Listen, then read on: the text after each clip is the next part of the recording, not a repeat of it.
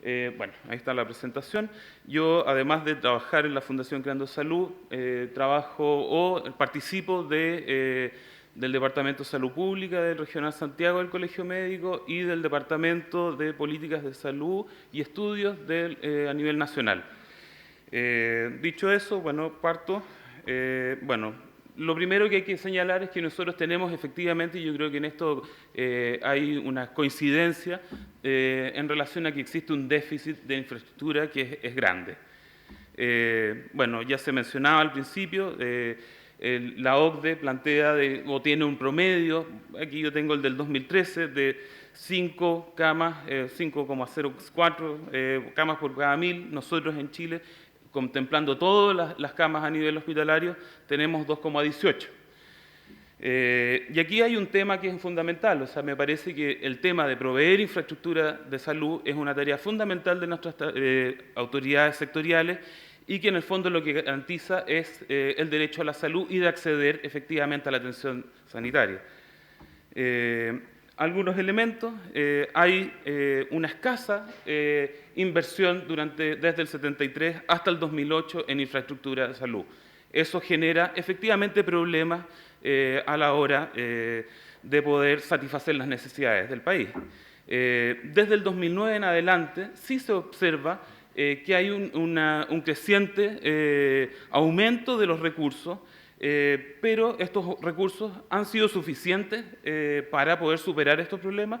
Esto es una de las preguntas que hay que tratar de contestar. Por otro lado, esta situación de brechas en infraestructura convive con un problema grave, que yo creo que también el Colegio Médico lo ha señalado en varias oportunidades, de recursos humanos. O sea, efectivamente, aquí hay una distribución desigual en tanto geográficos como también en la relación en dónde están los médicos, en el sistema público o en el sistema privado. Que son elementos que tienen que ver con muchas veces remuneraciones, como también de condiciones del trabajo médico y también de otras profesiones de salud. Por otro lado, todas estas situaciones, tanto de falta de infraestructura como también de lo que tiene que ver con las brechas en recursos humanos, generan gasto ineficiente de los mismos hospitales. Ya sabemos que hoy día existen deuda hospitalaria, que eso tiene que ver con a veces condiciones estructurales, como también en compras que se tienen que hacer al sector privado para poder superar el déficit que se tiene. Y esto a precios más caros, efectivamente, de lo que se podría proveer públicamente. Los esquemas de provisión de infraestructura han ido modificándose de una lógica más estatal, con una sociedad constructora de establecimientos hospitalarios, que además era no puramente pública, sino que también tenía participación privada, a la modalidad tradicional o sectorial que parte en la dictadura militar, donde en el fondo se genera una provisión mediante licitaciones de carácter competitivo, a lo que se ha avanzado desde el primer gobierno Bachelet con lo que serían las concesiones hospitalarias. En eso más o menos ha girado lo que tiene que ver con la construcción de infraestructura de salud. Pero, bueno, nosotros vemos aquí que hay un contexto que es deficitario. La infraestructura pública se ha contraído en los últimos años. La última década solamente ha habido una disminución importante. Aquí hay dos fuentes. Uso dos fuentes, tanto la del Instituto Nacional de Estadísticas del INE como la del Departamento, bueno, del DEIS, como también las estadísticas que la propia Asociación de Clínicas también entrega. Lo que vemos es que, bueno, el sistema público, con los datos del INE, se ha contraído de 31.000 camas el 2000 el 2015 a 25.000. O sea, efectivamente hay una contracción importante si es que lo medimos, en el fondo, la infraestructura desde el punto de vista de las camas. Ahí uno podría, en el fondo, discrepar de ese tipo de mediciones. A veces se habla de que tiene que ser más comprensivo, pero bueno, esta es la medida que un poco se plantea. El número de camas privadas ha habido una expansión importante. 7.000 a 9.000, y si uno lo mide como camas por beneficiarios, y aquí quise hacer la distinción porque a veces nos quedamos en el promedio general, el más grande, pero si lo vemos en el fondo por sistema, pasamos del 2000 a un promedio de 3 camas por 1.000 habitantes en el sector público a 1,88, 1,89, 1,9 casi. O sea, efectivamente había una contracción muy importante de la infraestructura pública en estos últimos 10 años, si es que tomamos en consideración estos valores. Si lo tomamos con las estadísticas también del DEIS, más o menos se mantienen esos mismos valores. El sector privado, al contrario, ha tenido una expansión y ha sido lo que más se ha expandido en términos de infraestructura hospitalaria o en cama. Aquí hay un gasto, y quise calcular un gasto per cápita en el sector público, que es la primera, en el fondo, lámina. Esto está en dólares, eso sí, dólares a principios de enero, en este caso. Uno sabe que eso varía. Y efectivamente se ve el esfuerzo fiscal de introducir un mayor gasto. Esto se parte con el primer gobierno, efectivamente hay un cambio importante en el primer gobierno Bachelet, o a finales del primer gobierno Bachelet, y se mantiene durante el gobierno de Sebastián Piñera, donde, bueno, efectivamente ahí también hay una contingencia especial que se tuvo que enfrentar, que tiene que ver con el terremoto, y después los últimos efectos en 2014 y 2015 con el plan de inversiones que anuncia la presidenta. En el gráfico siguiente, hago una comparación llevando esta misma medida con lo que se estaría gastando en el sector privado. Aquí tomo una serie que va desde el 2003 al 2008. No tengo más datos publicados como para haber podido expandirlo más tiempo, y esto en el fondo lo construye en base a los datos que entrega DIPRE, como también una publicación que hizo Marcos Vergara el 2011. Y ahí lo que se ve es que hay efectivamente un gasto en comparación por persona, en el fondo, por beneficiario, que es bastante desigual y que se ha ido incrementando esa desigualdad en función del sector público-privado. O sea, el Estado efectivamente ahí se está gastando menos en inversión versus lo que estaría gastando el sector privado, que se ha expandido casi en un 30% durante los últimos años. Antes uno iba a Puente Alto y estaba el puro Sotero del Río, ahora hay varias clínicas que también están a los alrededores, y eso es un poco expresión de esto. Ahora voy a hablar un poco de los mecanismos propiamente tales de infraestructura que están vigentes hoy en día en nuestro país, y por otro lado, y básicamente los problemas que se han ido generando en el modelo 1 de concesiones. No quiero entrar en la discusión respecto de, ya lo decía un poco, de los precios. Yo creo que el Ministerio de Salud ya entregó los datos y la forma de calcular que se diferencia de la que tienen ustedes acá en la Cámara chilena, y en ese sentido hay una discrepancia que es real, que habría que ver que los técnicos de ambos lugares se pusieran de acuerdo. Pero más allá de eso, hay al menos para el Estado de Chile, y lo que en el fondo, y sus cálculos se han puesto de acuerdo tanto en el Ministerio de Obras Públicas como en el Ministerio de Salud, indican que la modalidad de concesiones es más cara que la modalidad sectorial, comparándolos en ambos años, en mismos periodos, porque es distinto comparar ahora la modalidad sectorial con comparar la modalidad de concesiones en el 2009. Uno entenderá por qué también. Aquí hay un problema que se ve en relación al modelo de concesiones, es que hay aquí una ausencia del sector de salud en las tomas de decisiones de los mismos, o sea, de la toma de decisiones relevantes de los contratos.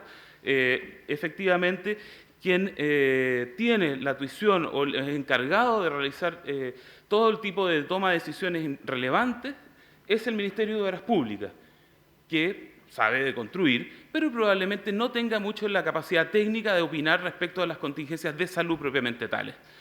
Y ese es un problema que se va mostrando al poco andar, en el fondo, del avance de estos hospitales o en el funcionamiento de estos hospitales. Hay problemas de simetrías de información. Por último, que tiene que ver, en el fondo, con que la inspección fiscal en la fase de explotación es realizada por el Ministerio de Obras Públicas, no por el Ministerio de Salud. Entonces, hay aquí un déficit de la inspección técnica y de las asesorías de la inspección técnica en relación a esta fase, así como que también los mecanismos o los servicios en el fondo informáticos donde se reporta, los controles o los niveles de servicio son manejados por la misma concesionaria y no por el hospital y su personal. Ya mencionaba el tema de los problemas de inspección técnica en la fase de explotación. Básicamente tiene que ver con quién realiza estos procesos. Y en el fondo, él es el MOB, en el fondo, el que hoy día está midiendo o supervisando el funcionamiento y el cumplimiento de los niveles de servicio que a veces tienen que ver más con lo clínico o en el fondo operativo que con la expertise propia del Ministerio de Obras Públicas. En el fondo, lo que se va generando y lo que va cuajando es que hay una ausencia de visión sanitaria en la gestión hospitalaria en estos recintos. El modelo de concesiones no contempla la flexibilidad necesaria para, en el fondo, generar una gestión clínico-sanitaria de un hospital. Los primeros años en los cuales funcionó en los hospitales concesionados tuvieron dificultades para hacer reconversión de camas. Y esto tiene que ver porque se tiene que planificar esa contingencia con un año de anterioridad. Entonces, ¿qué pasa si tenemos algún tipo de una epidemia en el país o tenemos alguna contingencia que ocurre en salud? Estos hospitales no van a poder responder con la flexibilidad necesaria que podría tener un hospital público que no tiene este tipo de problemas. En ese sentido, efectivamente, la atención de los pacientes exige cierta flexibilidad, no tan solo en las camas, sino también en cómo se puede reutilizar cierto tipo de espacios, los cuales hoy día en la modalidad de concesiones tienen cierto grado de rigidez, en el sentido de que el tema del enchufe, que a veces se menciona, efectivamente para poder cambiarlo hay que pedir autorización en el caso del hospital de la Florida y Maipú, al inspector fiscal, al DGOP si es necesario y después a España, para poder hacer un cambio menor. Y eso en el fondo genera, además de un costo que hay que pagarlo a los 15 años que dura la concesión. Entonces eso genera una rigidez a la hora del propio director del hospital de disponer de esos espacios. También, efectivamente, que hay un ámbito que también lo mencioné, que tiene que ver con los tiempos que son necesarios para poder intervenir en esto. Esto genera burocracia y tiempos que son relevantes a la hora de poder solucionar este tipo de controversias en este modelo. Si bien pueden programarse algunos problemas, no todas las contingencias en salud pueden ser programadas con un año de anticipación. Y eso es un problema de rigidez que tiene este modelo y que sí impacta en la gestión clínica. Y eso es lo que me parece que es más delicado. No es solo temas de plata, sino que de cómo efectivamente el hospital va a responder a la contingencia sanitaria del país. Y en eso, al poco andar, uno ve que sí hay algunos tipos de afectación a la gestión clínica en estos hospitales.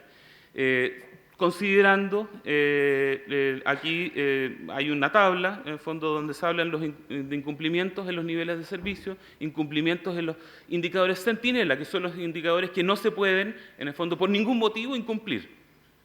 El primer año de funcionamiento en el hospital, el del Carmen, tiene 58, en su segundo año, a marzo, estos de enero, febrero, marzo, llevaban 44 indicadores centinela con problemas. Esto tiene que ver con falta de electricidad en áreas críticas, contaminación de raciones alimenticias, o sea, elementos que tienen que ver con los servicios que entrega el propio concesionario. No con lo que hace el hospital o que lo hagan los funcionarios, sino con las cosas que hace el mismo concesionario. Esta información la entrega el Estado de Chile a través de Ley de Transparencia y también, en el fondo, de esa manera se puede verificar. En el Hospital de la Florida, en el 2014 tiene 142 faltas a los indicadores centinela. De enero a marzo del 2015 llevaba 91. Habría que ver qué pasó el resto del año. Entonces sí se puede verificar de que hay problemas.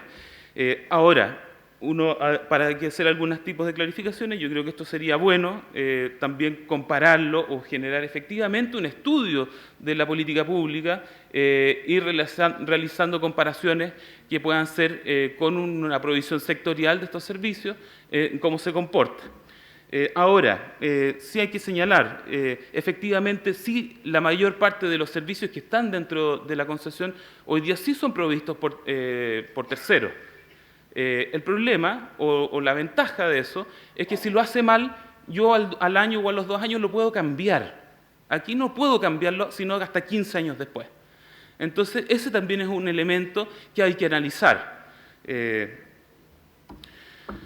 En ese sentido, aquí también hay revisiones de la literatura, tanto que se han realizado en el Reino Unido como a nivel nacional. La doctora Vivienne Bachelet, en 2010, publicó evidencia, en el fondo, de la literatura en el Reino Unido, que es el que tiene mayor cantidad de literatura y tiempo de funcionamiento de esta modalidad, donde en el fondo se establece que las concesiones son una alternativa más onerosa para el Estado, lo cual se ve verificado si uno comprueba las cifras del mismo Ministerio de Obras Públicas y del Ministerio de Salud. Lamentablemente es así, ellos estarán mintiendo entonces, pero la verdad es que no creo que esté mintiendo.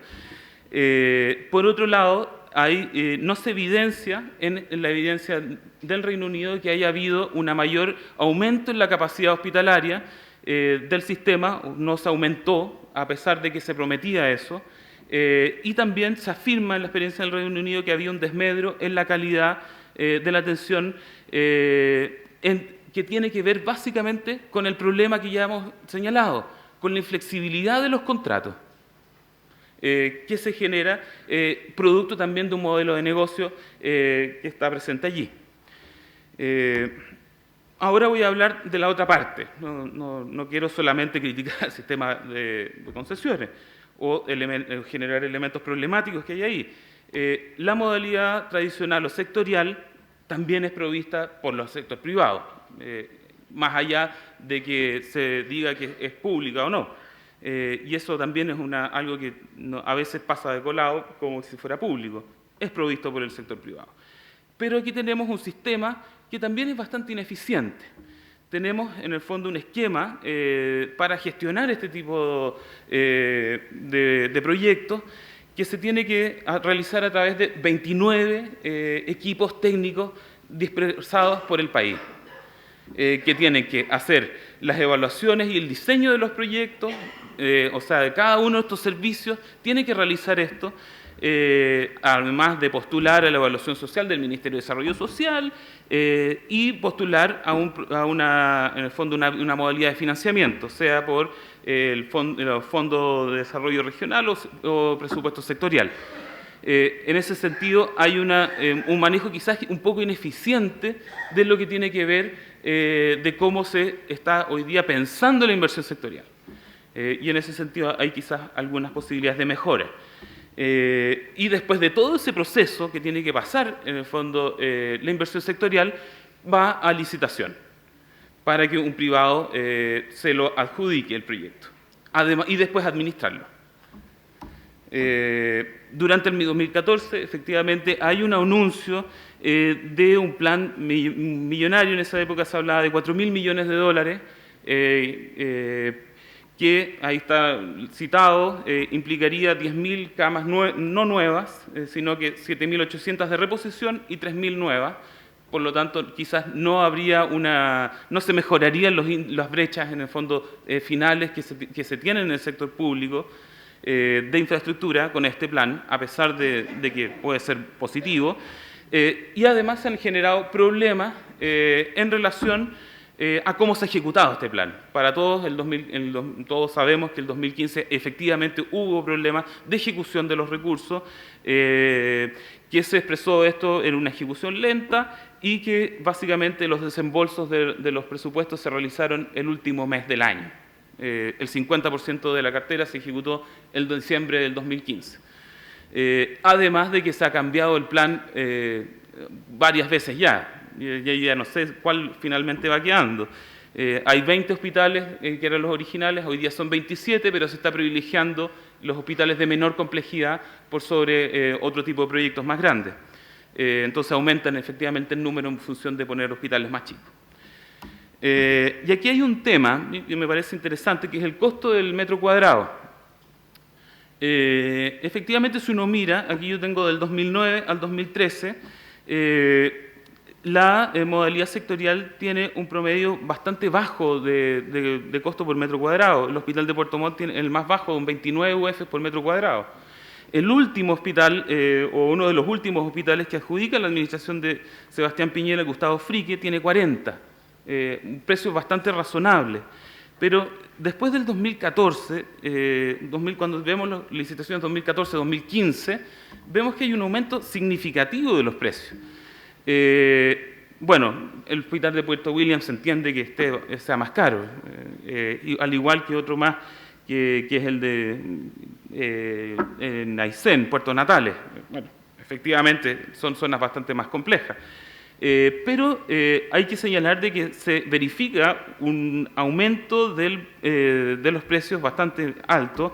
Aquí hay en el fondo, elemento que también puede ser explicativo a la hora de ver cuáles los problemas del desarrollo en el fondo del plan de inversiones de la presidenta Bachelet, donde efectivamente esto va generando que muchos hospitales que se estaban en licitación se tengan que declarar las licitaciones desiertas, para ser relicitados 2 o 3 veces para finalmente adjudicar a un precio más alto. La mediana, y esto para excluir los valores por fuera o más extraños, uno lo ve del valor del UF por metro cuadrado pasa de 41 UF sectorial entre el 2009-2013 a el 2014-2015 a 64. O sea, un 55% más caro. El promedio pasa de un 43,53 a un 73,38, o sea, un 69% más caro. Pongo las dos medidas en el fondo para tener un poco de claridad. Yo estuve revisando los indicadores que pone a disposición la Cámara Chilena de la Construcción y en relación a las variaciones en los costos de construcción. Y se habla de costos que no van, en estos años, no varían más de un 10%. En elementos, en materias primas, o sea, en insumos, en remuneraciones de las personas. Y en ese sentido, me parece que aquí hay un elemento que tiene que ser explicado.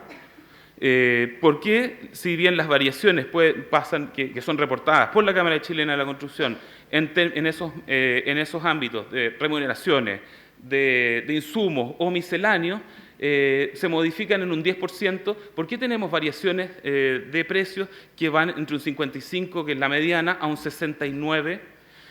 Aquí hay elementos que quizás pudieran configurar prácticas no competitivas y que quizás debieran ser revisadas por las autoridades como la Fiscalía Nacional Económica. Algunas conclusiones y recomendaciones. Me parece que efectivamente es posible concluir de que hay brechas importantes, sobre todo en el sector público. No puede ser de que se haya disminuido del número de 3 camas por 1000 a 1,8 en 10 años. Eso es grave, en 15 en este caso. Mientras el sector privado aumenta un 33% su capacidad. Por otro lado, si bien se verifica que hemos pasado de una inversión por persona de $8 por beneficiario público hasta los 44, esta situación no ha implicado que se haya revertido las brechas. Hay un aumento que es bastante significativo, eso es destacable además. Y por otro lado, bueno, efectivamente la forma de proveer la infraestructura de salud es mediante actores privados con fines de lucro, en el ámbito de inversión sectorial, como, tanto en su versión tradicional como en el esquema de modalidad de concesiones hospitalarias, se muestran dificultades que ya las he descrito, y en ese sentido me parece que es interesante plantear algunas recomendaciones. No quiero satanizar el mecanismo de concesiones, me parece que eso no, si bien no es recomendable, sí, en el fondo sería bueno si es que se va a optar por este mecanismo, de que sí existan metodologías estandarizadas, por ejemplo, Canadá, el Reino Unido, tienen guías o metodologías para tomar la decisión. La metodología del value for money o el comparador del sector público. Comparar. Efectivamente, tengamos una transparencia a la hora de la toma de decisiones de si es modalidad pública o vía concesiones. No obstante eso, si bien a pesar de que yo no recomiendo de que sea mediante esta concesión, sí me parece que hoy día hay que realizar modificaciones a la ley de concesiones para los hospitales que sí van a funcionar bajo esta modalidad y que van a estar por 15 años más bajo esta modalidad.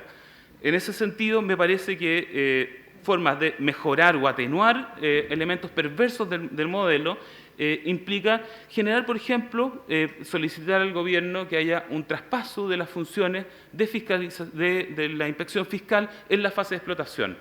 Me parece que sería bueno pasar de esto del MOP al Ministerio de Salud, que tiene la competencia técnica para realizar esa inspección fiscal, además de los equipos necesarios.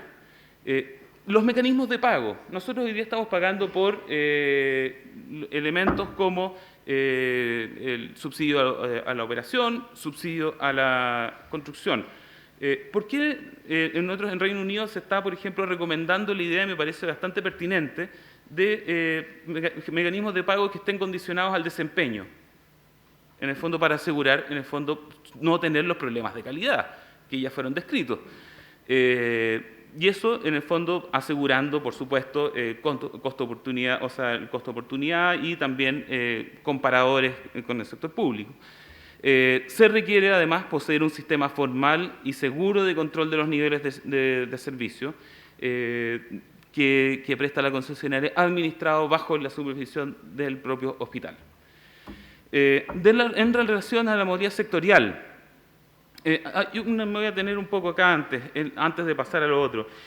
El 2014, en septiembre del 2014, el Colegio Médico, y esto me parece bastante rescatable, ya se había señalado en una comisión que formó el mismo colegio estos problemas que ya se veían el 2014 de la modalidad de concesiones. Se hablaba de una posible afectación de la gestión clínica, así como otros elementos. Yo llamo a que ese acuerdo de esa comisión del Colegio Médico sea leído, porque me parece un documento bastante pertinente para, a la luz de lo que ha pasado durante el 2015, leer lo que el mismo colegio señaló en esa oportunidad.